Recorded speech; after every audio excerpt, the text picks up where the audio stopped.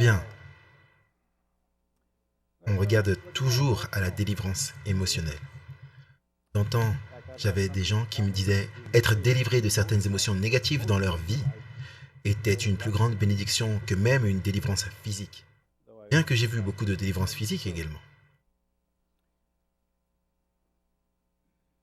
Partout où je vais, que ce soit aux États-Unis ou à l'extérieur, je trouve que nous luttons, et nous les êtres humains, nous avons tous les mêmes luttes, quelle que soit notre nationalité, et beaucoup d'entre nous luttent avec des choses telles que la dépression, la tristesse, la lourdeur, les doutes, les peurs, les attaques de panique, l'esprit de critique, la colère, la fierté. J'ai rencontré une déclaration sur la fierté. Ellen White dit que, et dans Penser sur le monde des bénédictions à la page 16, c'est l'amour du moi qui détruit notre paix. Alors que le moi est tout vivant, nous sommes tout prêts à le défendre continuellement contre la mortification et l'insulte. Mais lorsque nous sommes morts et que notre vie est cachée en Christ avec Dieu, nous ne prendrons pas les négligences ou les affronts à cœur. Nous serons sourds aux reproches et aveugles au mépris et à l'insulte. Waouh, c'est une déclaration assez forte, n'est-ce pas? C'est là où Dieu veut nous amener. Et ce que je vais partager le restant de la journée nous montrera comment nous pourrons être libérés de ces choses. Parce que on pourrait nous dire encore et encore et encore et encore qu'on ne devrait pas être orgueilleux, qu'on ne devrait pas être jaloux, qu'on ne devrait pas être en colère, qu'on ne devrait pas être déprimé. Mais si nous ne savons pas comment traverser ces choses, nous nous sentons coupables d'être comme ça, nous nous sentons vaincus et découragés. Mais ma bonne nouvelle pour vous aujourd'hui, c'est que vous n'avez pas besoin de supporter ces choses, mais en être libéré complètement. Et le but de la délivrance, et dans tous ces cas, que ce soit la délivrance émotionnelle, que ce soit la délivrance physique, c'est d'éliminer les obstacles qui se trouvent dans notre vie et qui nous empêchent de grandir à la plénitude de Jésus-Christ. Parce que c'est le but à nouveau. Rappelez-vous le thème que j'ai continué de citer, le texte de 1 Jean 3,2 qui dit « Quand il viendra, nous serons comme lui ». Et souvenez-vous, le mot grec pour « comme » c'est « tout comme ». Tout comme lui dans le caractère, tout comme lui dans notre vie, tout comme lui dans le ministère. Et c'est le but que Dieu a pour nous. Et je pense que c'est pourquoi Dieu nous amène à une compréhension de ces choses. Parce que le moment est venu. Nous devons comprendre le baptême du Saint-Esprit, nous devons comprendre comment nous pouvons être victorieux sur la tentation, nous devons comprendre comment nous pouvons être libres émotionnellement des oppressions négatives dans notre vie. Et nous devons en faire l'expérience afin que nous puissions faire partie de cette génération qui est prête pour Jésus. Donc je pense que c'est dans son horloge prophétique que cela se passe. Comme je vous l'ai mentionné plus tôt, il y a un temps dans mon ministère où pendant de nombreuses années, je priais avec des gens pour la guérison physique, pour la guérison émotionnelle, avec quelqu'un qui était déprimé par exemple. Vous priez avec eux et la prochaine fois que vous les voyez, c'est à peu près la même chose. Vous leur parlez au téléphone et vous êtes déprimé après avoir accroché.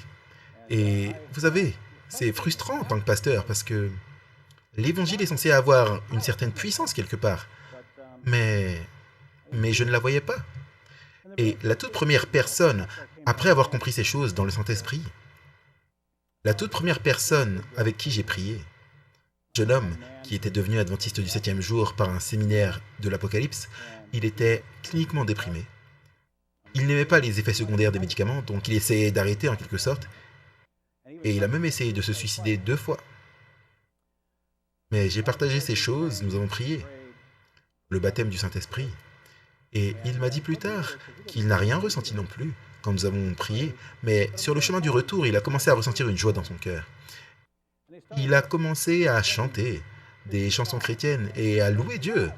Et ça a simplement commencé à se produire en lui. Puis il a commencé à être libéré de la dépression qui était dans sa vie. Maintenant, il devait arriver à comprendre les armes de sa guerre, parce que Satan ne se couche pas et fait pas le mort. Il continuera à essayer d'attaquer, mais si nous comprenons les armes de notre guerre, nous n'avons pas à être vaincus par ces attaques. Et c'est ce que j'ai partagé avec vous tout au long de ce week-end.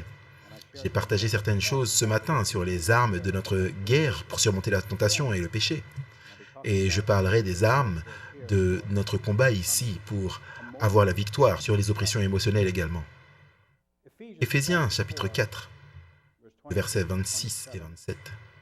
C'est le texte fondamental pour la liberté sur les oppressions émotionnelles et pourquoi nous en arrivons là. Éphésiens chapitre 4, versets 26 et 27. Paul ici nous dit, « Si vous vous mettez en colère, ne péchez point, que le soleil ne se couche pas sur votre colère, et ne donnez pas accès au diable. » Ce n'est pas un péché de ressentir de la colère momentanément,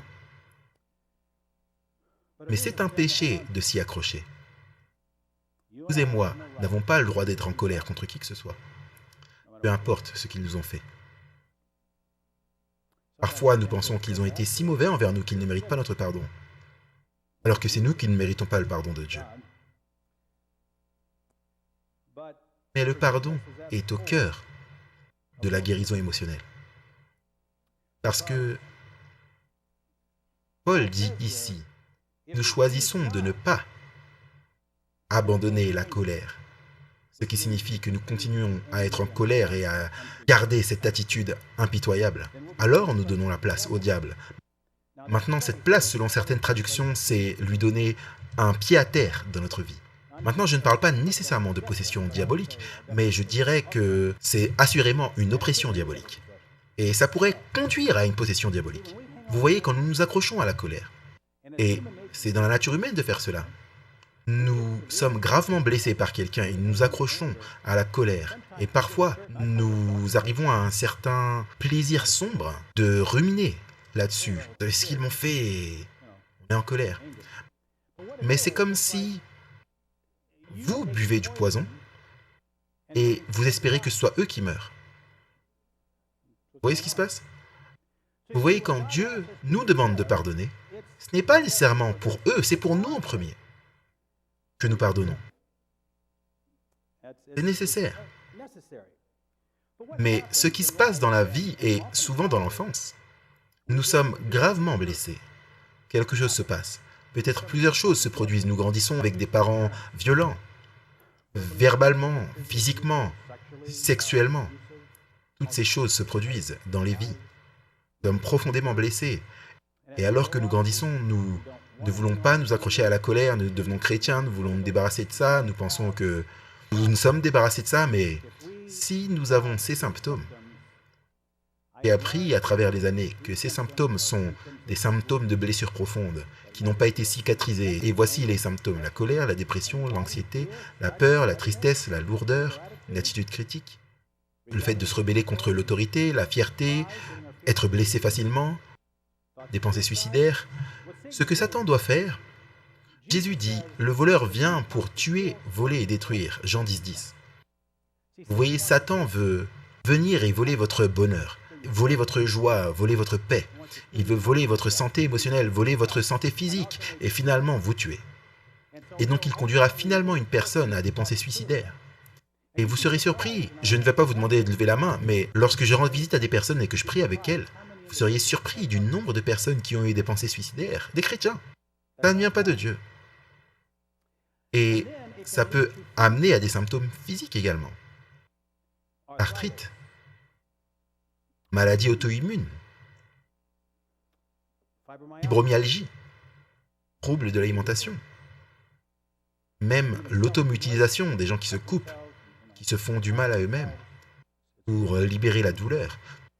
Toutes ces choses que je décris sont des tentatives de se libérer pour gérer la douleur qui est profondément à l'intérieur. J'ai lu, des professionnels de santé disent que 80% des maladies ont une cause émotionnelle, une base émotionnelle, une racine spirituelle. Ellen White a semblé avoir compris cela dans le volume 1 des témoignages. À la page 566, elle dit « Ce qui apporte la maladie du corps et de l'esprit à presque tous, c'est des sentiments insatisfaits et des gémissements de mécontentement. Ils n'ont pas Dieu, ils n'ont pas l'espoir qui se prolonge au-delà du voile, qui est comme une encre pour l'âme. à la fois sûr et inébranlable. Tous ceux qui possèdent cet espoir se purifieront, de même qu'il est pur, seront exempts de désirs agités, de gémissements et de mécontentement. Ils ne continuent pas à la recherche du mal et à ruminer sur les problèmes. Ellen White reconnaît que bon nombre de maladies dont nous souffrons ont à nouveau une racine dans certaines attitudes émotionnelles négatives. Et donc quand nous sommes blessés et que nous nous accrochons à ces sentiments de colère, cela donne à Satan le droit d'entrer dans notre vie et d'amener des choses très négatives. Je me souviens d'avoir rencontré une dame il y a quelque temps. Je la connaissais comme une dame âgée, mais des années avant, elle et son mari sont passés par l'école de médecine quand ils étaient un jeune couple. Et il l'a quittée pour une autre femme. Et elle était très amère par rapport à cela. Elle n'a jamais été en mesure d'abandonner cela. Et cette amertume, cette colère, elle s'y est accrochée. Et quand moi j'ai appris à la connaître, elle était gravement déprimée. Et doutait de toute sa relation avec Dieu. Elle ne se sentait pas pardonnée. Elle ne pouvait pratiquement avoir aucune foi pour croire qu'elle était sauvée. Et cela n'arrêtait pas de l'abattre émotionnellement. Et cela l'abattait également physiquement. Elle est devenue invalide. Et finalement, elle est décédée en fait d'un cancer. J'ai vu le contraire se produire. Lorsque les gens commencent à comprendre ces principes. À un endroit où j'étais, une dame est venue pour prier. C'était une jeune femme mariée. Elle a eu des parents violents. Son mari également était violent. Elle luttait contre la tristesse, avec la colère. La dépression était aux prises d'angoisse. Et elle avait aussi des symptômes physiques d'allergie, des problèmes de sinus, créaient des migraines. Lorsque nous avons parcouru les principes que je vais partager avec vous ici, quelques semaines plus tard, elle a écrit ceci. Pasteur, j'ai été guéri de mes allergies, de mes sinusites qui me causaient des migraines terribles. Mais le plus important encore, ma vie est en train d'être transformée pour Jésus. C'est le but. Vous voyez, Satan veut nous garder liés dans ces choses. Et Dieu veut que nous soyons libres. Ce texte dit que si le Fils vous rend libre, vous serez réellement libre. C'est la vérité. Il nous libérera. Mais nous devons savoir comment. Quand j'ai commencé à comprendre certaines de ces choses, le Seigneur a, en quelque sorte, fait flasher une petite parabole, je pense. J'ai vu un homme, vous savez, certaines choses qui vous traversent l'esprit rapidement, c'était comme si un homme était dans un cachot avec des chaînes sur lui, sur ses jambes, et il n'arrêtait pas de supplier le geôlier, « Libère-moi de ces chaînes ». Le geôlier semblait totalement inconscient quant à ses cris. Il voyait une clé sur le côté, mais il n'y pensait pas trop, il n'arrêtait pas de supplier le geôlier du château, mais pas de réponse. Puis un jour, il a pris la clé et il l'a mis dans la chaîne, et la serrure s'est ouverte, les chaînes sont tombées. Vous voyez, lui, le seigneur du château avait fourni la clé pour que les chaînes tombent. Jésus a fourni la clé à la croix pour que nous soyons libres, spirituellement, émotionnellement et physiquement. Mais nous ne comprenons pas. Vous savez, nous ne connaissons pas les clés. Nous n'avons jamais compris ce qu'elles étaient et donc nous ne savons pas comment prendre ces clés et être libre. Maintenant, Dieu comprend cela. Et je ne dis pas que si une personne est aux prises avec des émotions sévères, ça ne veut pas dire qu'elle est perdue. Ça signifie simplement qu'elle ne comprend pas comment elle peut être libre. Et c'est ce que je veux partager avec vous ici. C'est comment vous pouvez être libre. Maintenant, Satan et ses anges sont réels. Nous devons comprendre cela. Et dans Éphésiens chapitre 6, Éphésiens 6, verset 12, Paul dit car nous n'avons pas à lutter contre la chair et le sang, mais contre les dominations, contre les autorités, contre les princes de ce monde de ténèbres, contre les esprits méchants dans les lieux élevés. Notre ennemi est réel. Ellen White était certainement au courant de cela dans la grande controverse, à la page 517. La puissance et la malveillance de Satan et de son armée pourraient, à juste titre, nous alarmer afin que nous puissions trouver refuge et délivrance dans la puissance supérieure de notre Rédempteur. Nous sécurisons soigneusement nos maisons avec des verrous et des serrures pour protéger nos biens et nos vies des hommes maléfiques. Nous ne pensons que rarement aux anges maléfiques, qui cherchent constamment un accès à nous, et contre les attaques desquelles nous n'avons, par notre propre force, aucune méthode de défense. S'ils y sont autorisés, ils peuvent distraire nos esprits par le désordre, tourmenter nos corps, détruire nos biens et nos vies. Leur seul plaisir se trouve dans la misère et la destruction. Donc j'aimerais dire que Satan est réel. Ces démons sont réels, mauvais anges, et ils sont en guerre contre nous. Et ils veulent nous détruire. Ils ne sont pas nos amis. Ils veulent vous abattre de toutes les manières possibles, que ce soit spirituellement, émotionnellement ou physiquement. Maintenant, nous n'avons pas à les craindre. Parce qu'ici, dans Luc, chapitre 10,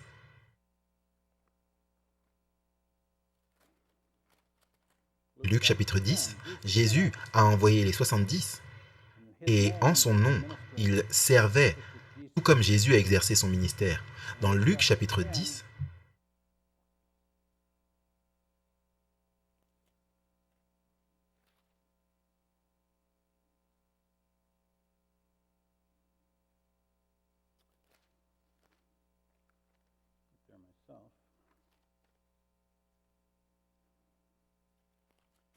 « 17. Les 70 revinrent avec joie, disant, « Seigneur, les démons même nous sont soumis en ton nom. » Ils n'avaient jamais vu de telles choses. Puis Jésus dit, verset 19, « Voici, je vous ai donné le pouvoir de marcher sur les serpents et les scorpions, et sur toute la puissance de l'ennemi, et rien ne pourra vous nuire. » Ça, c'est Jésus qui parle. Vous, au nom de Jésus, avez la puissance de marcher sur le diable. Il dit. Plusieurs fois, nous nous sentons écrasés par lui. On se relève, il nous écrase à nouveau. Mais la Bible dit, ce que Jésus dit, c'est que je vous donne la puissance de marcher sur le diable. Et il dit, je vous donne la puissance sur toute la puissance de l'ennemi. Pas une partie du pouvoir de l'ennemi, pas la plupart du pouvoir de l'ennemi, sur tout le pouvoir de l'ennemi. C'est la parole de Jésus. Et donc, au nom de Jésus, nous avons le pouvoir et l'autorité sur chaque mauvais esprit qui essaie de venir sur nous. Sur tous. Maintenant, j'avais l'habitude de penser que c'était Dieu, le diable et moi. Je savais que Dieu était au-dessus du diable, mais le diable semblait avoir beaucoup plus de force que moi. Mais d'après cela, c'est Dieu, moi et le diable. Dieu, vous et le diable. Le diable est sous vous si vous avez Jésus. Mais ce que nous devons réaliser, c'est comment nous pouvons maintenir cette position. Vous voyez, le diable n'a qu'une seule arme. Son arme, c'est le mensonge. Il est bon là-dedans. S'il peut vous faire croire en son mensonge, il vous a eu. S'il peut vous faire croire que vous ne pouvez pas le surmonter, spirituellement, vous ne pouvez pas surmonter émotionnellement ce genre de choses, il vous a eu. Nous devons croire et ne pas avoir peur. Chaque fois que nous craignons, c'est le contraire de la foi, et cela donne à Satan le droit de nous attaquer dans ce domaine.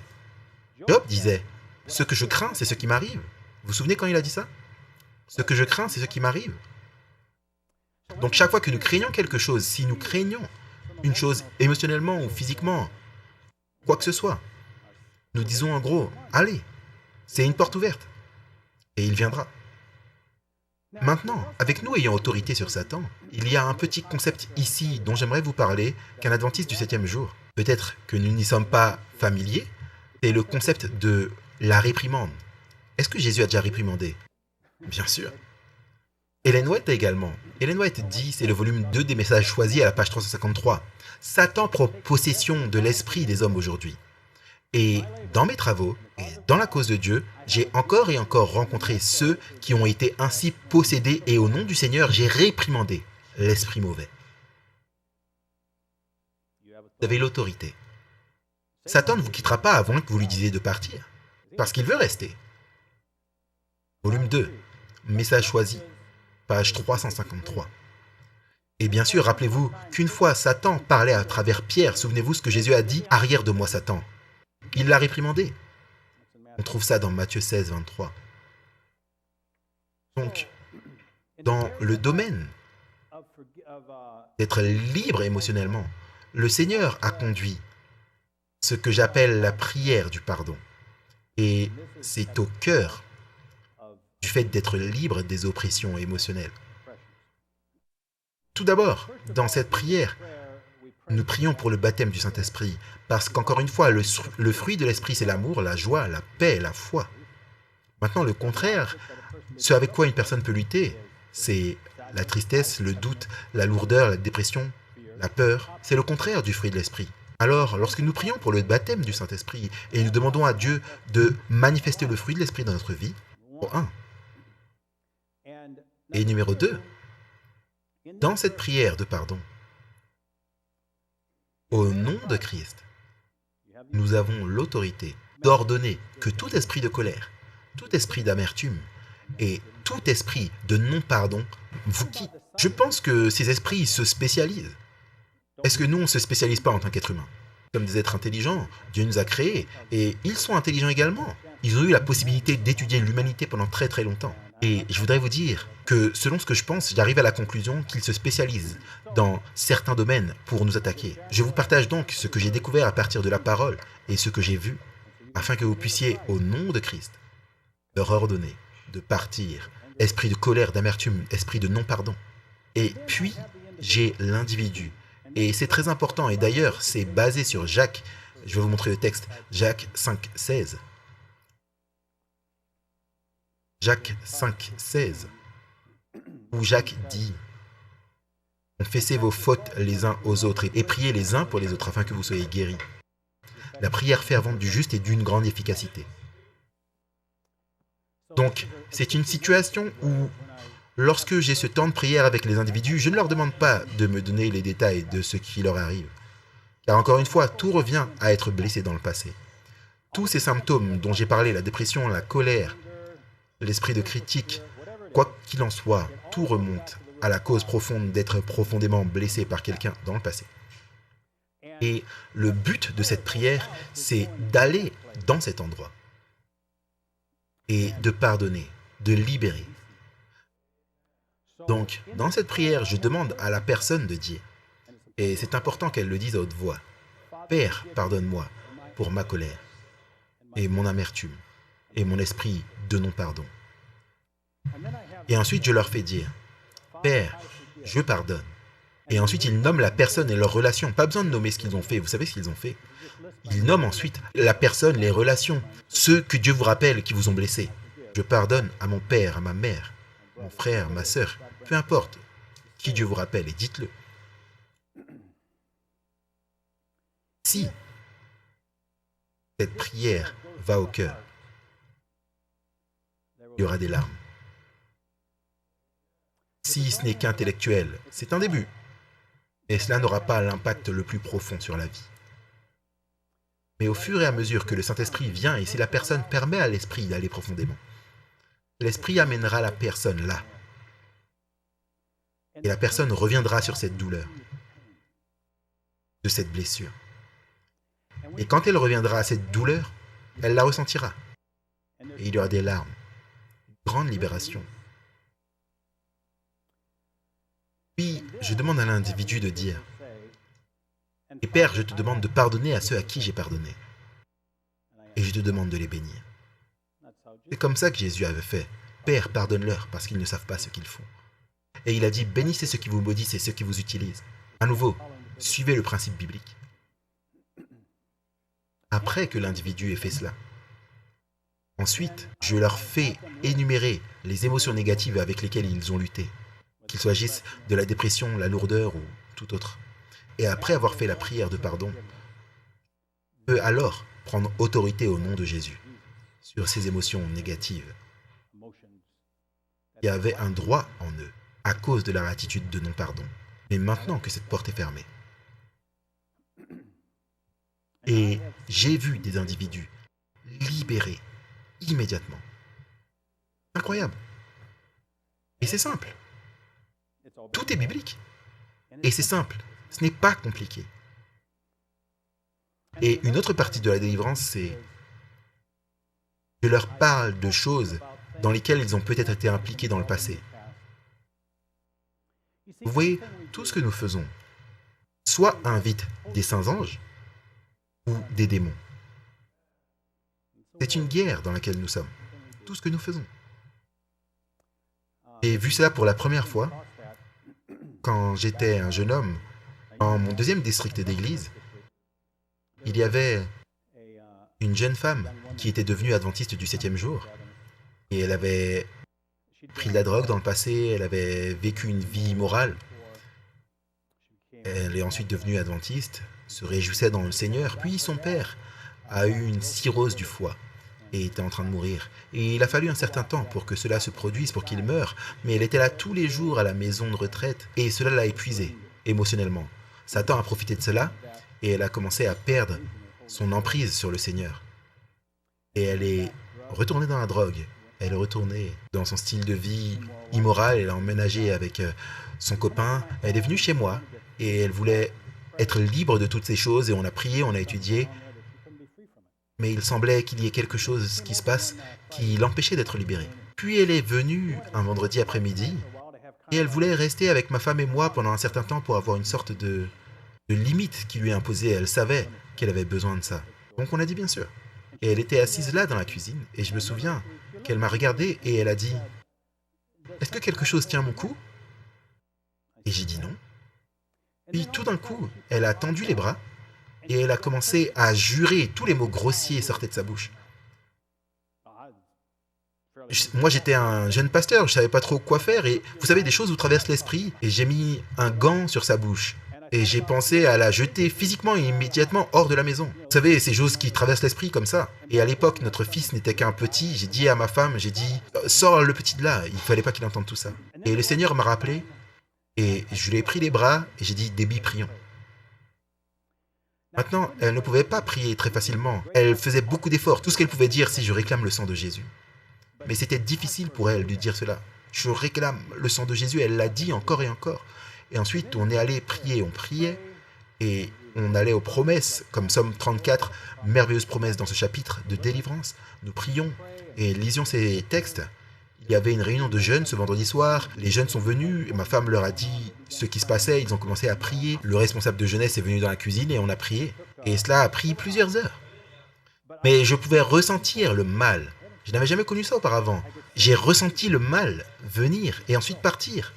Venir et ensuite partir. Et je ne me suis jamais senti plus impuissant dans ma vie. J'ai réalisé qu'il n'y avait rien que je ne pouvais faire de moi-même pour faire cette chose partir. Tout ce que je pouvais faire pour faire cette chose partir, c'était de dépendre de Jésus, de sa parole, de ses promesses, dans la prière. Et finalement, il est parti. La nuit suivante, c'était samedi soir, et elle restait avec nous, et nous sommes allés voir un film à l'école, car nous avions parfois des films dans notre école d'église. Et dans le film, c'était un film de Disney, à l'époque on pensait que c'était ok, et qui s'appelle Shaggy Dog. Et dans ce film, il y avait plusieurs scènes où il parlait de magie et de sorcellerie. Et au moment où j'ai entendu cela, j'ai vu et j'ai senti le mal revenir. Et j'ai pensé, je ferais mieux de ne pas rester ici. Alors j'ai dit à ma femme qu'on doit partir. Sur le moment, ils n'ont pas très bien compris pourquoi. Et quand je suis sorti dans le couloir, Déby était là. Et elle a dit qu'elle devait se lever et partir parce que sans quoi le mauvais esprit serait revenu. Alors que nous rentrions à la maison, il y avait une petite bataille en cours dans la prière. Et je pouvais sentir le mal essayer de revenir. On priait pour qu'il parte. Et elle faisait un travail universitaire. Et nous écoutions de la musique. Un soir, j'avais la radio, une station qui généralement a de la musique assez décente. Et tout d'un coup, une chanson est venue. Et on s'est tous les deux regardés. Et je suis allé l'éteindre. C'était une chanson qui parlait de choses immorales, même si c'était pas ouvert comme certaines des chansons d'aujourd'hui, mais on savait que la chanson parlait de quelque chose qui est connecté à l'immoralité. Et nous avons senti le mal revenir à nouveau. Alors j'ai appris une leçon à cette époque. Comme je l'ai dit, tout ce que nous faisons, soit invite les saints anges, soit invite les démons. Et nous devons faire attention à ce que nous regardons, ce à quoi nous écoutons, ce que nous lisons. Et cette femme, cette jeune femme, quelques semaines plus tard, nous avons découvert que l'homme avec qui elle vivait a été retrouvé pendu dans l'appartement où il vivait. Et elle savait que si elle était restée avec lui, elle aurait été pendue également à côté de lui. C'était le but de Satan. Mais c'était ma première expérience dans la compréhension de l'autorité que nous avons en Jésus pour faire partir Satan. Et moi, j'ai découvert quelque chose d'autre là et je partage cela avec les gens. Chaque fois qu'on parcourt cette prière de pardon pour qu'ils soient totalement libres, ils doivent confesser. Vous n'avez pas besoin d'entrer dans les détails, mais s'ils ont été impliqués dans des choses spirites, toute activité immorale, quoi qu'il en soit, et ils doivent y renoncer verbalement dans la prière et dire « Père, je renonce à mon implication dans quoi que ce soit et je te demande de me pardonner pour mon implication dans quoi que ce soit. » Ça ferme la porte, puis au nom de Christ, tout ange mauvais qui avait le droit sur eux en raison de leur implication dans ces choses, eux, maintenant au nom de Jésus, partir. C'est une sorte de nettoyage de la maison, si vous voulez. Et j'ai vu cela plusieurs fois, des dizaines de fois. Et j'ai vu des gens libérés, complètement libres.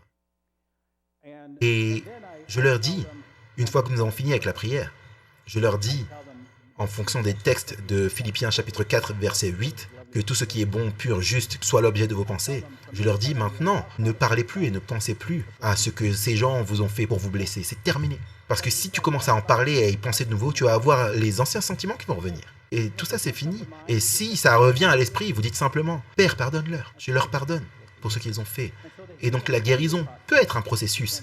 Ça peut venir rapidement ou cela peut être un processus.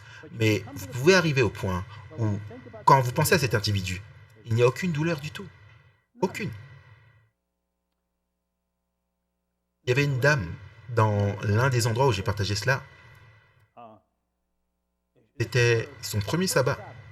Et dans l'église adventiste, 2 semaines avant, elle avait essayé de se suicider par une overdose de drogue. Lorsqu'elle a entendu ces principes, elle est venue pour prier. J'ai découvert qu'elle avait subi des abus du passé lorsqu'elle était enfant. À 12 ans, elle avait été agressée sexuellement par son beau-père et sa mère l'avait blâmée pour cela. Ça n'a pas aidé leur relation avec sa mère. Elle avait pris de la drogue, elle avait eu un style de vie immoral et elle a essayé de se suicider. Nous avons traversé ce processus et la libération a été si intense. Et j'ai vu cela auparavant. Parfois, une personne se sent presque étourdie. Peut-être vous avez eu l'expérience que vous portez un poids lourd sur le dos. Lorsque vous faites de la randonnée, vous avez un sac lourd, puis vous l'enlevez, comment vous sentez? Waouh, vous pouvez sauter. C'est comme ça émotionnellement. Ces choses sont lourdes pour vous. Et quand une personne en est libérée, elle ressent une libération physique de cela. Et quand cette dame s'est levée pour la prière, elle était un peu étourdie. Je l'ai fait s'asseoir et je lui ai expliqué ce qui se passait. Et au fait, quand je partage cela avec vous, ce n'est pas pour ma gloire, c'est pour la gloire de Dieu. La puissance vient de Dieu. Je ne suis qu'un mendiant disant à un autre mendiant où se trouve la nourriture. Vous pouvez trouver la nourriture chez Dieu, la délivrance chez Dieu. Elle a écrit ceci. C'était plusieurs semaines plus tard. Pasteur Smith, ma vie a fait un virage à 180 degrés. Je suis enfin, pour la première fois dans ma vie, heureuse et excitée par Jésus. Et enthousiasmée par Jésus et les bénédictions du Saint-Esprit. 2 semaines avant, elle avait essayé de se suicider. C'est le genre de délivrance que Dieu veut apporter. Il l'apportera. C'est important. Aussi, j'ai découvert que si vous pouvez faire cela, je le décris dans l'un de mes livres. Je ne peux que couvrir un certain nombre de choses avec vous dans le temps qu'on a ensemble. Mais pour entrer en communion ensemble, prier les uns pour les autres, nous n'avons pas été conçus pour être seuls. Vous savez, il y a une sorte d'attitude dans l'Ouest, le monde occidental, vous savez, indépendant. on n'a besoin de personne, je peux me débrouiller tout seul. Ce n'est pas biblique. La Bible dit, confessez vos fautes les uns aux autres. Priez les uns pour les autres. La Bible dit, portez les fardeaux les uns des autres. Le mot grec pour fraternité, c'est koinonia. Et koinonia signifie, nous connaissons les uns les autres si bien que nous connaissons vraiment les espoirs et les rêves les uns des autres, les luttes, les défis les uns des autres. Et notre relation a grandi à un tel point que nous avons confiance les uns dans les autres. Et lorsque nous luttons, nous pouvons partager les luttes que nous avons les uns avec les autres. Nous pouvons prier les uns avec les autres. Et j'ai découvert que nous n'expérimenterons pas la délivrance tant que quelqu'un d'autre ne prie pour nous. Dieu a fait des choses de cette façon. Donc, je vous encourage à essayer de faire partie d'un groupe fraternel où vous priez vraiment pour que le Saint-Esprit vous remplisse et vous guide. Et cela a été une bénédiction. Et cela a été une bénédiction. Nous avons été en mesure de le faire dans notre maison. Dans le Connecticut, nous avons un groupe qui se réunit tous les mercredis soirs. Nous avons d'autres groupes de maisons dans notre église. Mais cela a été une bénédiction d'en avoir un dans notre propre maison et d'essayer de mettre en pratique ces principes. Et nous avons vu des choses incroyables se produire. Je veux dire, dans notre petit groupe, nous avons vu, et dans le message prochain, je vais le partager, certaines choses. Nous avons vu des guérisons émotionnelles très puissantes. Nous avons également vu des guérisons physiques. Un couple, tous les deux, avaient le diabète. Un jeune couple, et elle était fragile, c'était un peu en dents de scie, ça ne pouvait pas se stabiliser et les docteurs lui ont mis une pompe à insuline. Et ce couple s'est senti conduit par Dieu à rechercher la guérison. Nous avons traité de certaines choses émotionnelles sur une période de temps. Nous avons prié pendant une nuit et ils ont tous les deux été guéris du diabète. Et ils sont guéris maintenant depuis plusieurs mois. Nous avons vu dans ce groupe des allergies guéries. Et j'ai vu des tachycardies guéries, tumeurs aux poumons guéries, l'arthrite guérie, beaucoup plus de choses que je ne pourrais le dire, beaucoup de guérisons. Dieu veut nous libérer.